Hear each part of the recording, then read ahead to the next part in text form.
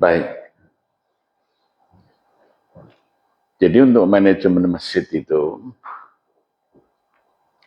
urutannya begini. Ideologi, posisi, konsepsi, program. Jadi ideologi masjidnya seperti apa? Posisi masjidnya sebagai masjid apa? Konsepsi yang dijadikan landasan seperti apa? Maka programnya berbeda dari masjid yang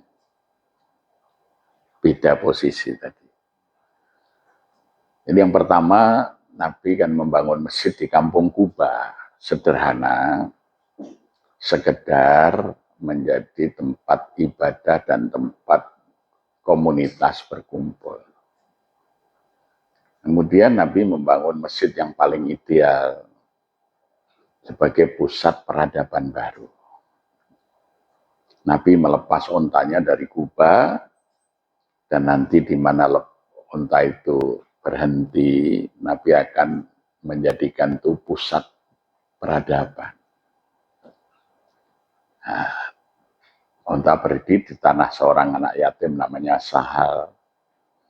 Maka kemudian tanah itu dibeli oleh Rasulullah SAW dengan uang bekal hijrahnya, dibangun 5 pusat. Yang pertama adalah masjid sebagai pusat ibadah, pusat aktivitas umat. Di situ dibangun juga rumah tinggal pemimpin, rumahnya Nabi, ya gitu, menempel di masjid.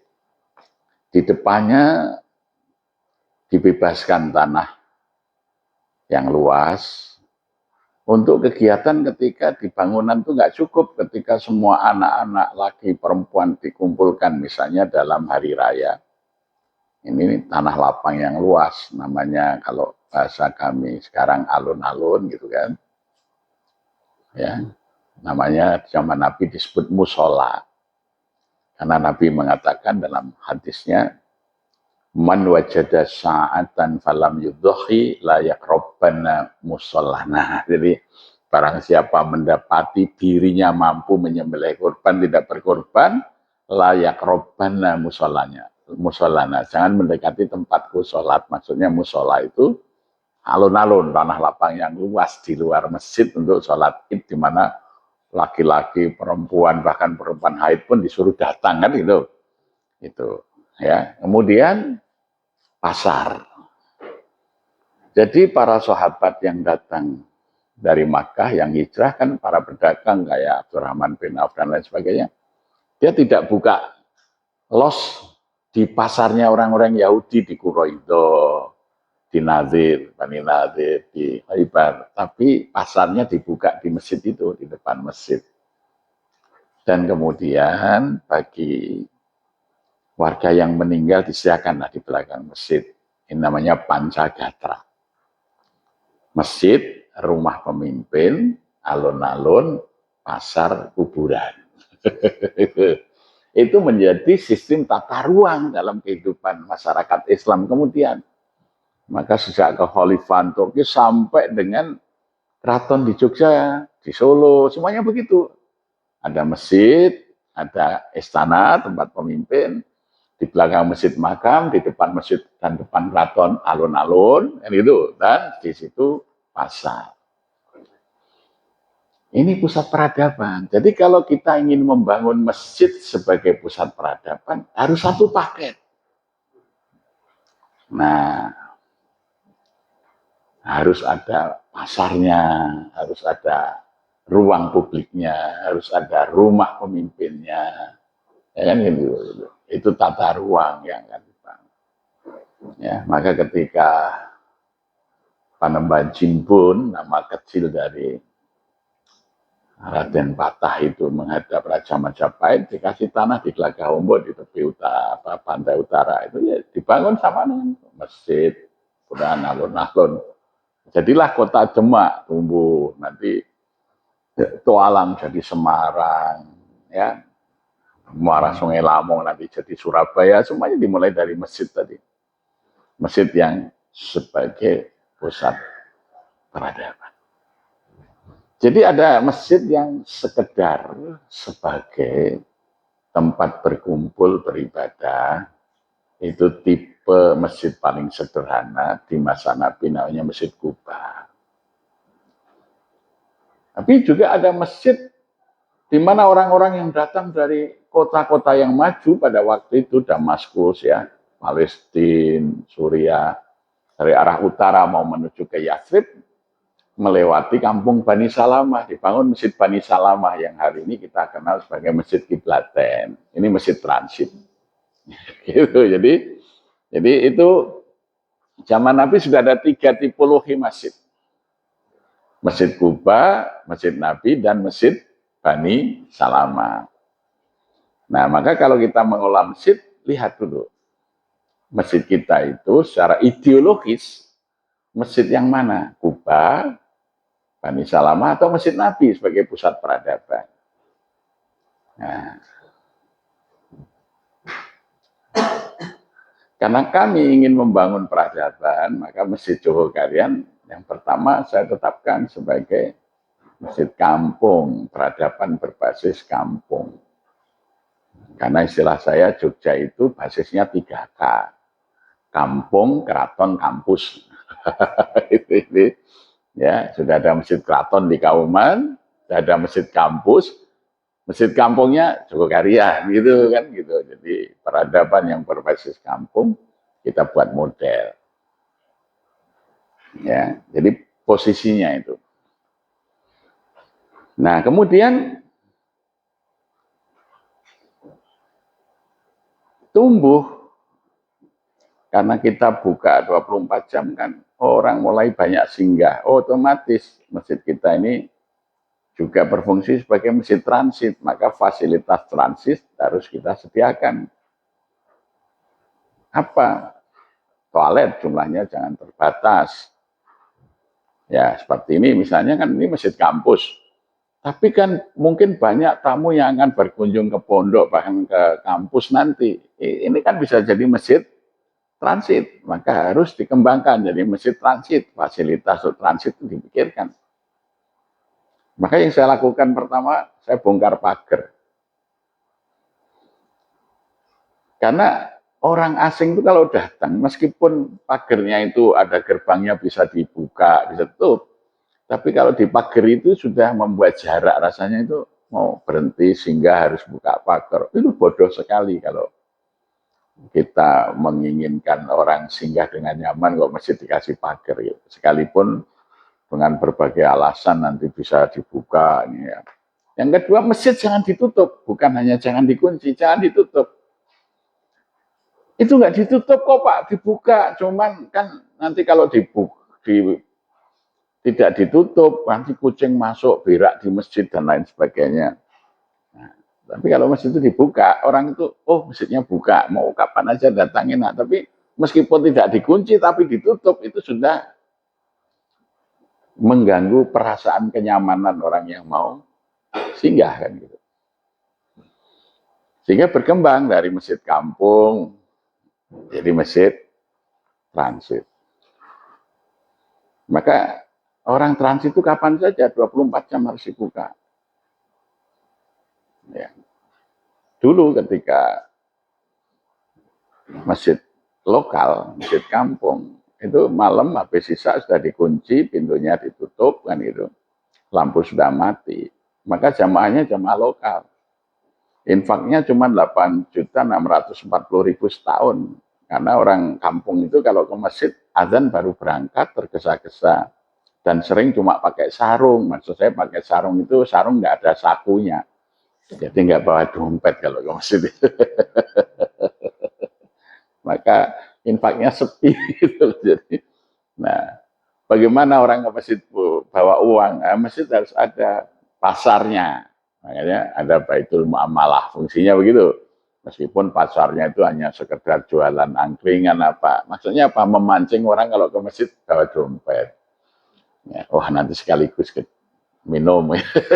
Nah kalau dia bawa dompet, ada ceramah tentang infak, dia sudah siap. Tapi kalau tidak bawa, oh ya bagus berinfak. Nah, nanti pulang dulu lupa itu. Gitu. Jadi ini ya pasar itu menjadi penting melekat di masjid supaya orang ke masjid itu bawa uang. Ya gitu. Jadi harus ada baitul muamalah, ada masjid sebagai tempat transaksi. Itu yang dibangun Nabi tadi. Nah, maka saya sarankan ini juga harus tumbuh begitu, apalagi ini masjid kampus, apalagi kampus gontor pesantren yang sudah mendunia. Apa? Spesifik. Ya. Sejumlah fakultas yang ada harus ada halakoh keilmuannya yang dikaji di sini. Dan ada laboratoriumnya. Ya, laboratorium ekonomi syariah, laboratorium wakaf produktif. Ya, kalau ada fakultas pertaniannya, bagaimana produk halalnya. Ya, saya aja lagi punya obsesi mendirikan Universitas Masjid Indonesia gitu ya. Lalu sekarang kami lagi kerjasama dengan Stitia Rahmah Surabaya itu kita buat prodi imam dan manajer masjid. Ya, itu. Jadi dulu hanya program dakwah dan penyiaran Islam. Sekarang prodinya ada imam dan manajer masjid. Dan ternyata ini yang paling laku lulusannya langsung terserap. Gitu. Ya. Nah, sekarang Al-Falah, Sragen punya Akademi Marbot, lingkungan Muhammadiyah. Kemarin saya di Banjarmasin, mereka ngirim ke Real Masjid untuk magang jadi Marbot ke Real Masjid gitu kan. Jadi ada perusahaan. Nah, saya kira kantor ini punya. Jadi halakoh kajiannya di masjid kampus ini ya. Di sini ada berapa prodi. Ya. Nah, jadi semua prodi itu harus ada programnya di masjid yang aplikatif, yang menjadi model. Jadi misalnya ternak gitu ya. Ini yang kami lakukan. Saya dengan melalui DSF saya buat program namanya Takjil Kurban. Karena saya melihat sederhana aja. Negara-negara maju, negara-negara kaya, semuanya negara yang berbasis industri protein. Ya. Tidak ada negara kaya yang basicnya adalah produk karbohidrat. Tidak ada negara kaya yang kaya karena swasembada beras. Kita ini ditipu aja oleh bangsa-bangsa asing suruh swasembada beras. Jadi menghasilkan karbo. Maka rakyatnya miskin, pemimpinnya bodoh. Nah, karena terlalu banyak karbo. Gitu ya. Ketika kita dipimpin oleh Belanda saja, kita maju. Indonesia merdeka tahun 45 itu, perguruan tingginya sedikit, sarjanya sedikit. Milih presiden sudah insinyur, yang ijazahnya jelas, Insinyur Soekarno, lulusan ITB. Wakil presidennya Dr. Randus Muhammad Hatta, lulusan Amsterdam, ahli ekonomi. Masa sekarang milih wakil presiden Gibran, ini kan goblok bahasanya. Mundur luar biasa. Mundur luar biasa. Kegoblokan nasional yang harus disesali. Sebelumnya milih presiden ijazahnya nggak jelas. Yang ijazahnya jelas saja banyak kok. Milih yang ijazahnya nggak jelas. Ini kan kebodohan bangsa yang luar biasa. Kita mundur. Loh, dulu sarjana itu masih sedikit aja milih Insinyur Soekarno yang ijazahnya jelas. Wakilnya Dr. Andes Muhammad Hatta. Masa milih Jokowi? Bodoh, bodoh-bodohnya bangsa. Karena apa? Kita ini tidak menghasilkan protein, konsumsi kita ini karbo, maka plonga-plongo gitu. Maka lihatlah dalam Quran. Tidak ada surat yang menggunakan nama karbo. Aruznya, surat tentang beras nggak ada. Asyir, surat tentang gandum nggak ada. Tapi surat kedua, protein, Al-Baqarah. Sapi betina. Kita ini ngajinya Al-Fatihah, nggak pernah sampai Al-Baqarah. Negeri-negeri yang kaya adalah negeri yang punya stok sapi betina yang banyak. Inggris, Amerika, Australia, New Zealand yang menghasilkan keju, daging, susu, dan semua produk turunannya. Mereka menjadi negara maju, negara kaya. Mana ada negara kaya yang basicnya pertanian? Dalam arti karbo. Tidak ada. Semuanya protein. Maka dalam Quran itu Al-Baqarah, Al-An'am, An-Nahl, Al-Adiyat. Itu tidak ada arus, tidak ada. Surat tentang beras itu tidak ada. Surat tentang gandum itu tidak ada. Ini surat tentang sapi betina, tentang ternak, tentang lebah, tentang kuda, ada semuanya. Nah, kita ini berhenti di Al-Fatihah. Karena kalau kita sudah bisa Al-Baqarah akan lahir Ali Imran. Siapa? Keluarga-keluarga tangguh yang melahirkan pemimpin-pemimpin besar. Ya, Ali Imran melahirkan pemimpin-pemimpin. Keluarga Imran. Jadi kalau kita tidak menghasilkan sapi yang banyak, tidak akan lahir pemimpin yang hebat. Akibatnya pemimpinnya itu cuma jadi dealer, tidak pernah jadi leader.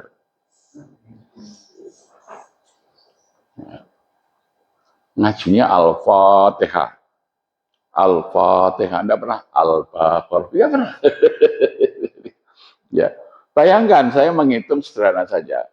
Waktu COVID itu gagasan itu muncul, korban di waktu COVID aja di Indonesia ini yang bayar korban 5 juta Muslim.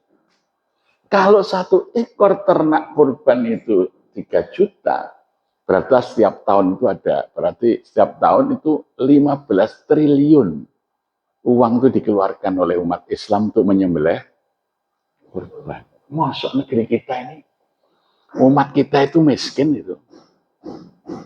15 triliun itu